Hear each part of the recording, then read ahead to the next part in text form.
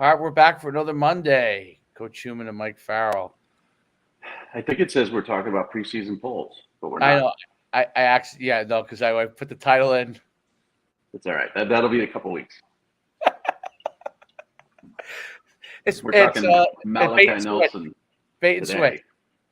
Yeah. Yeah, get him in. But Malachi Nelson's a juicier topic, anyways, with his visit to Texas A&M. So, but obviously the promo first. What was I doing? I was talking to the father of a 6'6", 215-pound lefty quarterback from North Carolina, struggling to get offers. Was on the radar early as an eighth grader, sort of fell off a little bit. And just his dad is in another business that I might be a part of, and we were just talking about how difficult it is for quarterbacks, difficult it is for lefty quarterbacks, difficult it is for any quarterbacks to get that attention. And our guy Carson Kruger just got an offer from Drake, I think it was. Drake, that's correct. And so I was telling him, I said, listen, the son wants to play at a big school, and he's trying to get preferred walk-on offers. And I told him, I said, it's a different world now with FCS. You can go FCS. And if you do well there, then you can transfer. And especially with unlimited transfers now and all that other stuff. So there's still this mindset that, you have to get the big FBS offer. You have to get the preferred walk-on. If you can't get that, the Kyle Trasks of the world, who was a backup to De'Ara King in Texas, and he ended up getting a scholarship off of Florida. They don't exist anymore. And he was a scholarship kid. And way back in the day when Doug Flutie went from fifth string to first string at BC, that doesn't happen anymore. Kruger mentioned he's, a long time ago, he's trying to get a Texas preferred walk-on offer. And I'm like, okay. But I thought to myself, well, why? They're trying to take care of Hudson Card and get him to not transfer. They've got the kid from California. They're trying to get him, Malik Murphy, trying to get him not to transfer. They're trying to take care of Quinn Ewers, who's, the superstar transfer in. And then they've got Arch Manning. Like, where do you fit in there as a preferred walk-on? Scout team guy? You'd be better off going to a Drake or someplace and trying to make your name there. So it was interesting because, again, it was a quarterback, and they have different problems than others. But, I told him of the promotion, and we'll see if he takes advantage of it. But I've noticed Kruger slowly creeping up on the radar of more and more schools, and I think we've done 3 for him. Yep. It's not instantaneous sometimes.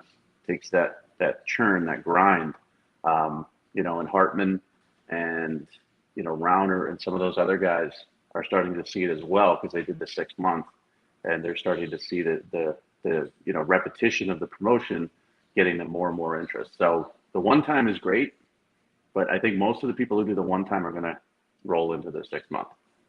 I agree. I think that once you do the one, you see that, okay, this is really good. If we could just do this once a month and promote us, then a different group of people are going to see it each time, So with a large following, you might have these coaches that have seen it, or people that have seen it, or your coach has seen it and passed it around, and then it might get passed around again to a different group of people the next time. And eventually you hit all the people that you need to hit in that 6 month promotion, which I think is I've noticed that already, that is really, and we could talk about something a little bit different about you each time that Right. we talk about it's going to really be amazing when you get in the season, right? Because you could actually literally, if you wanted us to do it and you were nailing games each week, we could point out things each week, literally, that is different, but absolutely once a month, throughout the season, the things that you've shown in those 3 or 4 games in that month. And it goes out more than that. I Yeah. retweeted a ton of times. I've done sometimes 2 in a month just because, like Hartman sends me new stuff, or Kruger will send me new stuff. And, I'll have that put together, and it's a good combination of, sometimes it's films, sometimes it's 7-on-7 stuff and off-season stuff. And as the season starts, we're going to start seeing a little bit more interest in general We have a lot of interest on our accounts in the off season, but it just gets crazy once the season starts. So but that was interesting to hear from another, because I don't talk to quarterback dads. I just don't, because the most of the ones I've dealt with are the Kyler Murrays and Caleb Williams, parents, and I just Bryce Young.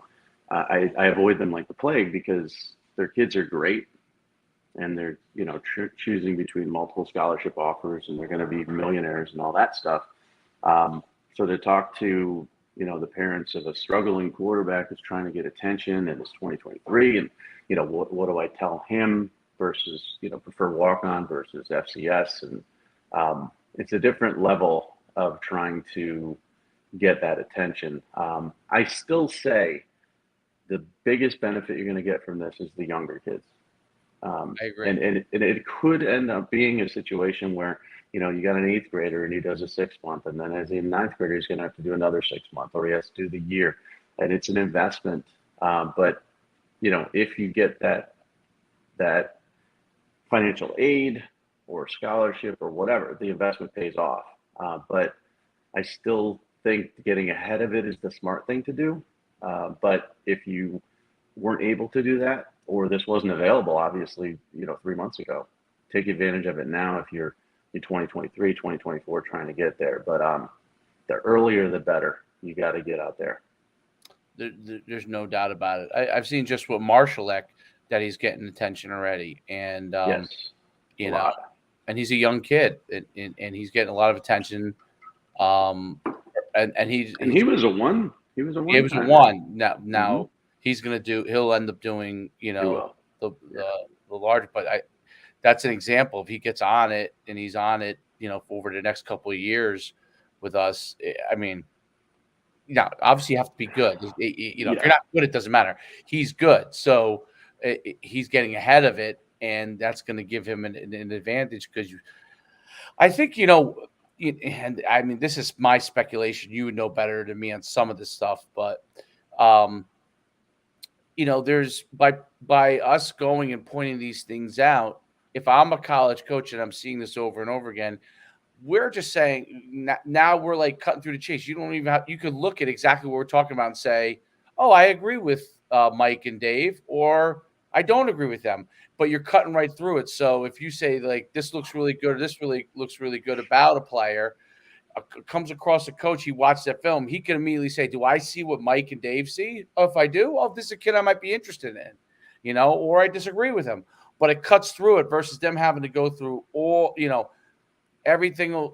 Every 3 weeks when you send them something new, they got to go through the whole thing again, watch that. Now you have the commentary from people that they know are experts, and they can say, "Okay, I agree with him or I disagree with him," which is what I like. Yeah, and it's not like we're lying. It's we're Right. seeing what we're seeing. And the other part of it too is, I mentioned the lefty quarterback. He said they had trouble because he's a lefty, and a lot of schools don't want to deal with lefty quarterbacks. It changes your offensive line. It changes the way the ball comes out, the spin on the ball, all that stuff.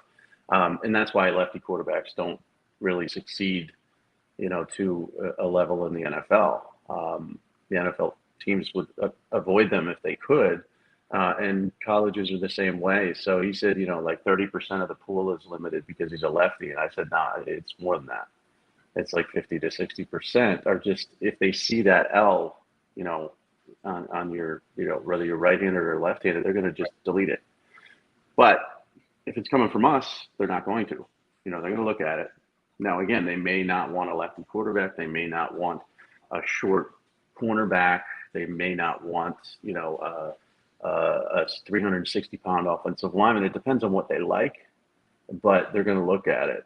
Whereas, if there's any reason for them not to look at it because they're so busy, especially with NIL and all this other stuff, they're just not going to spend the time. So they will peruse it. It's a minute.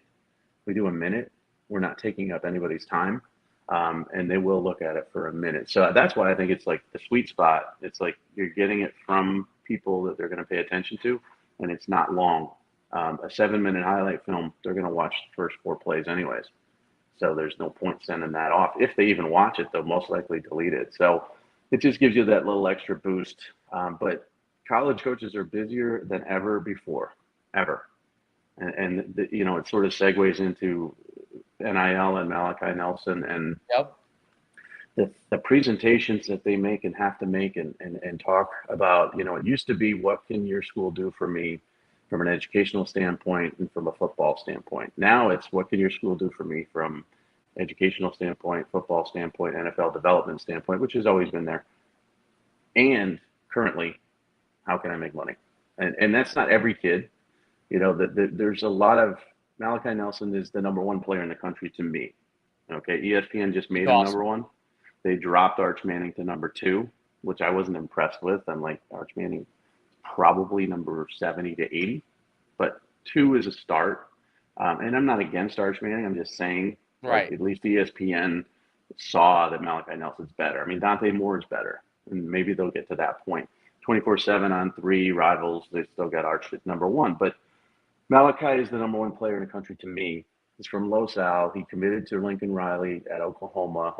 Lincoln Riley went to USC. He committed to Lincoln Riley at USC. Couldn't think of a bigger lock.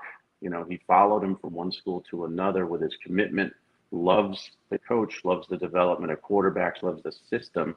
And yet he took a visit to Texas A&M. And there were a lot of people saying different reasons. Zachariah Branch, Makai Lemon, two of the kids that are in the USC class were supposed to be visiting as well. One's his teammate, one's his friend. He was going there to save them, from going to A&M. That's not true. They didn't even take the visit. He was going there for fun. No, he's not going to go to College Station to have fun. Not in July. I've been there. It's fine. Nice. It's nice. But, it's nice. Well, listen, Hawaii, Bahamas. Yeah, exactly. And then it's NIL. And I'm like, this kid is already a millionaire. And people don't understand it. He is already a millionaire. Now, he's going to get money at USC. He's going to get money at Texas A&M. It's part of the process, and it's important to him. But this was enthralled by the 2023 recruiting class that Nick Saban said Jimbo bought. And the fact that the one thing that they seem to be missing is a quarterback to get to the national championship. So that's why he took the visit. Now, people will say, you're full of it. NIL's it. This is a money thing. He's going there to raise his value at USC and get the bidding going and all that stuff. Maybe. That's not what I've been told. But I do know that this kid has enough money already right now, and he's going to make enough money where I don't think that's the ultimate factor in his decision. Lane Kiffin said at the media days, like this is basically, it is what it is. This is what where you are. To think that it's anything other than a player's figuring out not just what's best for them school-wise, but really what's figuring out for them financially what's best. Is if to think that doesn't weigh in a decision is, to me, completely ludicrous. If I could choose all these powerhouse programs, right? They're all great programs. I'm potentially an NFL player, and I'm choosing between all what you would argue are elite coaches too, right? So they're all elite coaches. They have slightly different systems, which is obviously an important part of the playing side of it, but they're all elite coaches, right? And when you're making that decision, and if one financially, from whatever reason with the NIL contract, is sweeter in the pot, and it may not just be money, by the way, like we always talk about money, but it may be things you're getting too, right? Mm-hmm. So the value could be things. And if that pot is sweeter at one place or another, and you personally are like, well, I could go here or I could go here, or I like this part about, I like Lincoln Riley, but, College Station is okay with me too. Like, I think it does weigh a factor, and Lane Kiffin talked about it, and I think it's one of the things that he's dead on is that, and obviously a lot of coaches have discussed it, but he's openly, like, just like Nick Saban said, and then got backlash for it. But Lane has doubled down, tripled down, quadrupled down. Says it's legalized cheating. Yeah, he says legalize cheating, and I think this is one area he's 100% right on. Um, I don't know how I feel about it yet, like because it's so new. Like, there's something about it that tells me that it could cause issues, but none of us really know. It hasn't been enough years in to know if that's going to cause issues or not. But it's the part about the money not being a factor. Like, I just think it's naive for people to say that money is not a factor in a decision. And I'm going to say it even so far as this. Like, let's say someone was offering me 1.5 million versus 2 million. People who don't have that level of money think, well, what's the difference? 1.5 million or $2 million, right? Well, if you have a family, meaning parents in most of these kids' cases, not, I mean, most of them don't have kids, but parents and other people that you might want to take care of for whatever reason or get a jump start on life. Yeah, $500,000 honestly is a significant amount of money. Like, Mm-hmm. I think it's not a significant amount of money that you can, if you just look from an investment standpoint. If you were invested and I had an extra $500,000 to invest and play with, right? I could do that, right? I have my stability money here and I got my play money here. And you know what? That makes a difference. So I think decisions, if I was Malachi Nesson, I would take a look at a couple places, even though I'm committed. And I would take a look because why not? What is USC going to tell me that I can't come here? Well, like that. They're not. They're not. They're Well, not. it's tough for him too. I was told it's tough for him because he's a very loyal kid. I Right. mean, when Lincoln Riley went to USC, it was immediately, Malachi Nelson was going with him, and he loves Lincoln Riley. He loves the system, and he's a very loyal kid. And it was a difficult decision for him whether or not to take this visit, because of that loyalty he has. So it was a tough conversation for him to have with USC, saying, "I'm going to check this out." But what I was told by someone close to him is that he would have kicked himself if he didn't, because why not? As you said, you just don't know. You don't know what you're missing unless you see it. So he went, he saw it, he liked it. He liked it a lot. And people say, well, why would you want to play for Jimbo Fisher? He's a horrible quarterback coach. I'm like, are you guys nuts? Kellen Mond was a third rounder, and maybe he didn't develop as much as I expected him to. I thought he was going to be a Deshaun Watson level player. And they had quarterback problems last year. But this guy has also he's put four players in the first round of the NFL draft. Jameis Winston went number one overall. He's not, he's not chopped liver when it comes to quarterback development. Just because he's very animated with his quarterbacks and he yells at them between every play, and people think that's like kind of weird and showboaty and annoying. He is really good with quarterbacks. And Riley has put his share, obviously, Kyler Murray and Baker Mayfield into the NFL as well. And Jalen Hurts, where you can argue, was his development as a passer at Alabama or Oklahoma, probably Oklahoma. Right. But it's not like he's going to see a guy who's a slouch. It's not like he's going to see a program. Now, what happens is once you do this, once you make that decision that this is a business decision, I get one shot at this out of high school. Yeah, the portal's out there, but I get one shot at this out of high school. You visit a place, it opens your eyes, then you think about visiting other places. And that's what's going to be intriguing to me. USC has to sort of re-recruit him. They have to show him the love when he comes back. But there's other schools, and I don't have those schools. I wasn't given the names of those schools that he's thinking about visiting. So now that floodgates are open, he's probably going to take other visits, and he should. I mean, it's his choice. It's his life. He'd kind of be stupid to just be loyal, because here's the thing. Let's say he was loyal like Caleb Williams was. I'm going to Oklahoma, blah, blah, blah. I'm committed. Well, Lincoln Riley bolted, and Caleb Williams had to leave. Coaches can leave at any time. Just because Lincoln Riley just signed this mega deal with USC doesn't mean that the Dallas Cowboys call him next year and he's not gone. So you have to take care of yourself. You have to do what's right for you. And that's what Nelson's doing. And this is a real threat to USC. Texas A&M, I didn't think it was. I thought this, for all the different reasons that I heard, was just a visit. It wasn't. This was a business trip, and he had his head turned. So now it's on. Now it's on. I really think loyalty, and this is an interesting, and I've shifted my mindset in this. I was like, I don't understand, someone like you should, stick it out and all those kind of things. That's always how I was. But with respect to that, coaches can go around to different places, and they should take advantage of their opportunities as well, in my opinion. Right? These things come around sometimes once. So, and there's plenty of stories, as many Lincoln Riley's out there. There's the Charlie Weisses, right, who ascended and descended, right? So, and he had to take advantage of those, try to take advantage of those opportunities, because if you don't, you're never gonna know. But I think from a player standpoint, loyalty to me is like it really comes down to, okay, I signed to play here this season. I'm committed to my team and doing everything that's necessary to do the best I can. And then as soon as that season ends, you're assessing the next season in the world that you're in.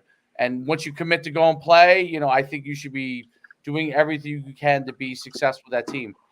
Now, in the old days, obviously, those were 4 and sometimes 5 year commitments, right? That people were basically investing in. But since it's a two-way street, in part of that two-way street, I think you should have loyalty. Once you've decided I'm going here and I'm going to play this season here, Mm-hmm. and that's what I'm going to do. I think you shouldn't be looking over your shoulder until that season ends. But then the next season, you have to kind of continuously assess things, because your coaches are assessing things every year.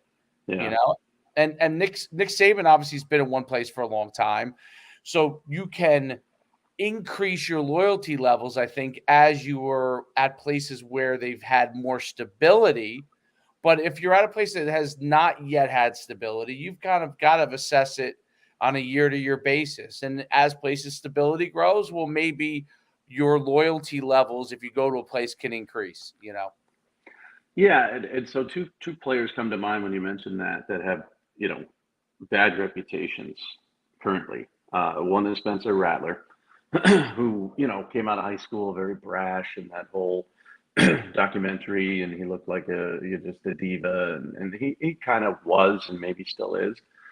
But what he did last year at Oklahoma is he went out there, for his team, preseason expectations that the Heisman, number one pick, all that stuff, got benched. Okay. Who didn't play well, got benched. Caleb Williams was the guy. Didn't jump in the transfer portal that day. Didn't leave the team that day. In fact, came into a game in relief of Caleb Williams, who was struggling. Didn't play great, but still was there as a backup. Then waited till the season ended and then decided to go into the portal and find a new home. And now he's going to South Carolina. He's there now. And he's going to play for them this season. Handled it the right way, which you wouldn't think he would, because of the reputation of immaturity and petulance and all this other stuff. Right. Jordan Addison is a kid who was at Pitt, and he gave it everything he had for 2 years at Pitt. And last season, he was the Bolitnikoff winner, and he and Kenny Pickett put up crazy numbers. And at the end of the season, his offensive coordinator went to Nebraska. His wide receiver coach went to Texas. They didn't have to sit out a year. There's no portal. They got better jobs, or jobs that they liked better. And he reassessed his love of Pitt based on that. Now, Pitt fans are like, you're disloyal, blah, blah, blah. You're out for money. He visited Texas, where his wide receiver coach went. He visited USC, where Caleb Williams is. And they didn't have as much of a previous relationship as I thought they had. They both grew up in Maryland. They played on the same 7-on-7 team, but they didn't really know each other that well. Made a decision to go to USC. Now everybody thinks he's a money-hungry kid. And it's all about NIL, and it's all about the money. Accusations even from Narduzzi at Pitt against Riley for tampering. These kids both did it the right way. Jordan Addison did it the right way. Now, in a perfect world, he lost his quarterback too, but that's life. He went on to the NFL. But in a perfect world, his offense coordinator would have stayed. His wide receiver coach would have stayed, and maybe he would have stayed.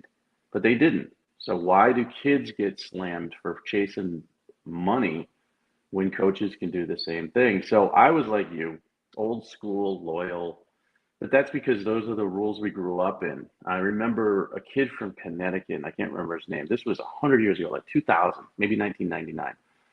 He was a running back. He was at Penn State, and he was from Connecticut, big time talent, and he wanted to transfer, and he had to go and ask Joe Pa for permission to transfer. And Joe Paterno and the Penn State athletic department gave him the they gave him the ability to transfer, but only he couldn't transfer any schools on their schedule for the next 3 years. That was their stipulation. And he hired and threatened to sue, and they ended up acquiescing. And the kid ended up at BC. He didn't have a great career, but I remember that specific situation where you can transfer, but only to these schools we allow you to. And that's how it used to be. And now it's shifted so far in the other direction where a kid can jump at the portal and Yep. people don't know what to do. They're freaking out. They're like, this is ruining college football and all this stuff. And they have to look at it from the player's perspective is, listen, I'm Jordan Addison. I lost two of the most important people that helped make me great at to two different schools. Or I'm Spencer Rattler and I lost my job. I'm going to go someplace else. It's almost like, Rattler got fired and people are angry at him for going to get another job. And Jordan Addison, he essentially worked for a company where he loved his manager and his manager's manager, and they both left. And they And didn't give now, him a financial incentive to stay, no, and now right? The pit people pony up people are money. pissed. Well, Right. I'm sure they tried, but Yeah, it's yeah, like, but not the level that USC could do, and not no, probably early enough. but also, I mean, Yeah. like he went to a company Right. and his manager took off and his other manager took Makes off. And now he's sense. dealing with a new one, two new managers that he doesn't know.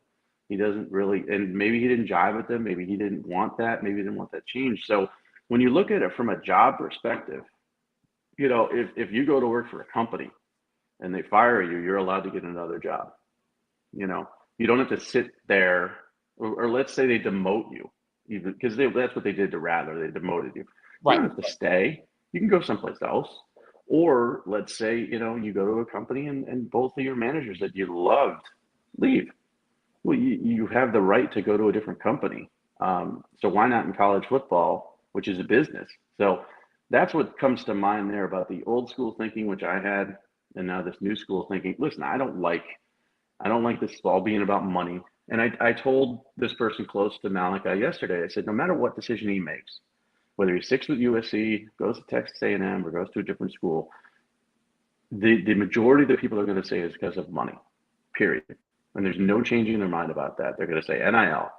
Oh, well, he went to Texas A&M for that visit to raise his value, and USC came in with a bigger check. I had some moron on Twitter the other day saying, I put something out, a Caleb Williams quote about Jordan Addison. And he said that the kid wasn't about NIL. He wanted to win. And that's all they talked about was football. And Lincoln Riley sort of said this too in the LA Times. And I put up that quote and I said, this is what I heard about the kid as well from a lot of people and a lot of sources that I talked to, that NIL wasn't the most important factor here for him. And some idiot responded, he goes, recruiting in the portal, because I said, this is what I heard during his recruitment in the portal. Like first of all, recruiting in the portal is wrong. I said, when you go in the portal, you're allowed to be recruited. First of all, that's it. That's the rule. He's like, well, what about if you're recruited before the portal? I go, where's your proof? Prove to me that Lincoln Riley and everybody at USC recruited this kid first. Prove to me there was some NIL deal in place that he had ready to go before he Right. hit the portal. Until you have proof, it's all speculation and garbage. And speculation and garbage is great because you could do it without repercussion. But what about the efforts made? I know the kid visited Texas. Efforts were made to get him to go to Texas. I mean, Quinn Ewers was at a golf tournament with Patrick Mahomes, and he left it early so he could drive back to Austin and meet with Jordan Addison to try to recruit him for the team. The coaches spent the entire weekend when Addison was there, away from their families, away from everybody, to recruit him. this isn't all about money. This is about effort and relationships, but people just won't listen Definitely. to that. So poor Malachi Nelson, who seems to be a very nice kid, very high character kid, he's going to be labeled as a greedy kid no matter where he goes now. Period. Ridiculous. I'm using the example, and this is I played UConn was FCS when I played. I love that the fact that people think that we were FBS, but I'll take that credit. But we were Was that FCS. the skipper? Was that Skip Holtz days? So this is interesting stories, and I think you'll find this. You kind of yes, it was Skip Holtz days. So my head coach originally was a guy named Tom Jackson. Okay, you wouldn't know who he is because after he got fired from UConn, he never was a head coach again. But he was a Joe Pod disciple. You know, we ran the same system. So he brought me in on scholarship as a tailback that was going to move to fullback, right? So I moved to fullback, and I started my redshirt freshman year. Second half of my redshirt freshman year, I started. I started very early, and then he got fired. Okay, Skip Holtz came in, new running back coach. The old running back coach that was under Tom Jackson loved me. The new running back coach did not like me at all, and not personally. He liked Probably personally didn't like fullbacks either. didn't like fullbacks because Skip was more of an option guy at the time. He eventually moved to different, but but didn't even though I was a running fullback, they didn't even want to give me a chance. Okay, but every bad situation you could get put into, and people don't realize this as fans coaches can put you in bad situations that don't make you look as good. So, and coaches can put you in good situations that make you look better. And football is subjective from that standpoint. So, I wasn't getting any of the good reps. I was getting kind of the crappy reps, or I would call them the indifferent reps, who are basically the only thing that could happen is you're doing your job and hopefully nothing negative happened. There was no positive gain. And all of a sudden, I started moving down the depth chart below guys that I was definitely thought I was better than. Skip Holtz said to me after a spring ball, I had an injury, I had to sit out a season. I came back, and I said, "Listen, I'm not. You're just burying me down the depth chart here." I said, "Move me to another position." Now, I didn't have the option I could have transferred somewhere else, but I would have had to go through that whole process, right? He And moved sit out a year. how to sit out. Right. Luckily, he moved me to linebacker, and he gave me an opportunity, and I ended up starting at linebacker. But that is to me a difficult, road, and that's hard for a lot of kids to be able to do that. And I used the counter story, which was my roommate who was a quarterback, had gone to Bergen Catholic High School. He was the starter from his true freshman year under Tom Jackson, right from the get-go. 2 years started immediately, 6'5". You may know the name if I said it to you, but I'll just leave his name out of it for now. But he's 6'5", 215, huge guy. He was a pro prospect, right? Even though it was FCS, as soon as he started, he was now already a pro prospect. And he started for 2 years. Tom Jackson got fired. Skip Holtz, one of the guy that ran more, he didn't, even though he could run straight ahead, but he Right. wasn't like, a runner. He was a passer. And they didn't jive on anything. He lost the guy who loved him, his offensive coordinator and quarterbacks coach was gone. Now he had no one in his corner. And then he slowly went down the depth chart. And other guys emerged that were more Skip guys that he brought in.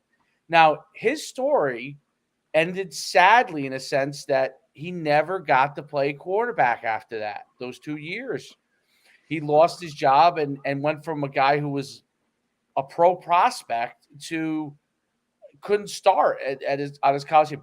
He would have been a perfect person to transfer to another program without having to sit out, the right fit for him, and he would have started immediately at whatever the other place would be that would have Right. been the right fit. And that's why I think people should not be judging players as harsh, because I think about those two. I was lucky enough that it worked out for me. The other person who was a bigger prospect than me was the number one prospect in our class, started out at the top of the top and didn't even get to play. I think they were playing him at tight end or now a receiver his last year, just because, it was like, boy, you really crapped on this kid. You know what I'm saying? And I don't blame Skip either. Even though obviously his family was very upset with Skip, but I don't blame Skip either because Skip had his preferences, right? Right. So that's why kids have to be allowed to go if they need to, just like coaches can go if they need to, because it's not only about like, is this person good enough or not? Sometimes it's like, I prefer this type of quarterback, this type of fullback, this type of, and this person who was starting before does not fit with what I do. It's not his ability, it's the fit. And you're not going to get a chance. And what you said, we talked about on the we talked about the walk-on like situation thing. That's why I'm so like, hey, find a if you could get a scholarship at an FCS, I think you're dead on that because you're just going to go to a place where they really don't want you anyway, and you're not going to get an opportunity. People think that they're going to get opportunity because they see the video every year in spring ball of the kid who Right. gets the scholarship. Mm-hmm. The And one kid. I could tell you at FCS even there was one person a year. This was FCS in the 90s when you probably had a chance to really get an opportunity. We would have one kid every year who would get that scholarship thing. It wasn't like 10 of them. It'd be one guy that somehow proved himself. I mean, out of 100 people, well, out of 50 walk-ons or whatever that are there, one guy each year. We used to have the back locker room that it used to be the walk-on locker room. And we used to say, like, that locker room, there would be a kid that would be in there. There would be kids that would be there for 2 weeks. I never saw them again. Like, the walk-on thing just turned over so Mm-hmm. much. I mean, like, hundreds of players over to in the 5 years I was playing, hundreds and hundreds of players that were there 2 weeks. I'd see a kid at campus that would say, "Hey, Dave, how's it going?" And I wouldn't know who he was. He was actually a walk on. He'd be like, "Oh, I was on the team." Yeah, he was on the team for like 3 weeks. Right. Yeah. Yeah. And you don't see those videos as much anymore, and you will see them less and less because with 85-man scholarship rosters and the portal, they're gone. It's just Yeah, not going to happen. I mean, yeah, you're going to get the kid every once in a while that earns that scholarship through blood, sweat, and tears. But most schools will take the opportunity to give that scholarship to an FCS level player or a smaller group of five or even Power Five kid who's proven on that level, even over the loyalty of the kid who's been in your program and has been that scout team tackling dummy forever. I mean, you roster management is so difficult nowadays that you those spots are golden. So you can give that scholarship to that kid, or now that kid, if he doesn't get that scholarship, can jump in the portal and get a scholarship someplace else. So, the unlimited transfers is a little bit wonky. That's what they're going to vote on in August. You know, and the windows are a little bit off. But overall, Ryan Mallett comes to mind when you mentioned the big, strong quarterback with the big arm, and he committed to Michigan, and then Rich Rodriguez came in, and there was no chance for right. Ryan Mallett was ever going to be a fit for what he did, and he ended up transferred to Arkansas and had a great career. And Denard Robinson ended up being the quarterback at Michigan. There was just no chance. There was no fit, and it wasn't Ryan Mallett's fault. He committed to a program that was pro style and loved 6'5", 240-pound quarterbacks with a cannon arm.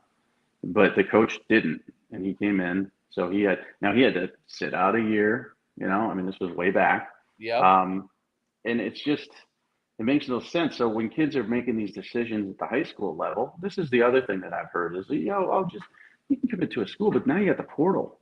If you make the bad choice, you transfer. Well, that's not so easy either. I mean, there's academic portions of things too. You got to transfer credits and all this other stuff. Like if Malachi Nelson goes to USC and it's not the right choice for him, it's a whole big mess. He can transfer immediately, but you probably ask a Caleb Williams or somebody how difficult it was to transfer from Oklahoma to USC. It's not like snap. You have to get all your credits transferred and do all this other stuff too. So I just think making the right decision is important. Taking those visits, it's his right and his choice. Let him do it. Agreed 100%. It's the right thing, and he'll end up making a better decision, I think. For if he sticks with USC, he'll feel better about his decision, and that's the thing I think that a lot of fans don't understand. That if you're really locked into a place, you think you love this place, and you go and just look and see what everybody else is. If and my experience is that quarterbacks are usually better decision makers, than other positions. They're probably among the best decision makers, if not the best.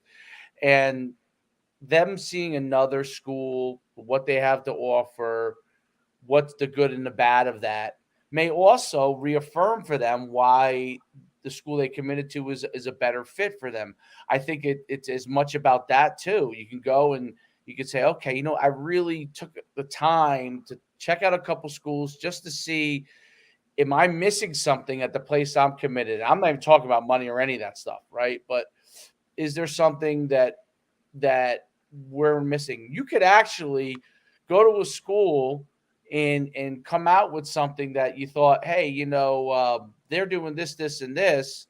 You guys aren't. Is that something that you guys are going to do, right? And you could ask those questions to overall and maybe even improve your situation. So I don't think it's about a disloyal situation. I think it's about making sure the option that you're choosing is the right option. And if you don't explore, it's like, hey, now there are people that do this, and God bless them for being able to figure that out, because I definitely was not one of those people. But the first girl you date, you marry, right? Right. Right. How do you know if especially when you're young, how do you know if that's the right girl for you? If you don't date a few girls, right? If you Right. don't date a few girls, if you just marry the first one that walks in your way, I don't think you know. And I use that as obviously this is a there's a million factors with respect to it, but that's exactly, you have to kind of date a little bit to know if one place is the right place or not. And if you don't actually go on a date with a couple of places, you may not know if the one that you really like is the right fit for the right reasons. Right. I got a 1 o'clock, so let's wrap it up. Yeah, And let's talk about social media. You're at Coach Schuman on Twitter, and everything. I'm at M Farrell Sports on Twitter. Yeah, Instagram, TikTok, M Farrell Sports, Instagram, TikTok for you at Coach Schuman. DM us if you're interested in the program. You can follow at Farrell Promo too. Someone will reach out to you there as well. It's important. One time, 6 months, 12 months, whatever. We'll do you right. We're not going to guarantee anything, but we'll make sure that you get in front of the eyeballs that are necessary. And if you're good enough, or if they're interested in you, they will reach out. Yeah, and we're seeing it happen now, and it's what we thought was going to happen. And it takes a little time, but it's happening now. And I think players need to understand that this is the world we're in, and you have an opportunity to be lucky enough to work with two people who've been in it for a really, really long time. And that builds connections. Just the networks that you're looking to reach out to, we've already established those over 25 years. So Yep. take advantage Yep. of it. It's a no-brainer. All right, Dave. I will. All right. I'll catch up with you this week, and next Monday at noon probably looks good. All right. Have a All great right. week. All right. See you. Bye. All right.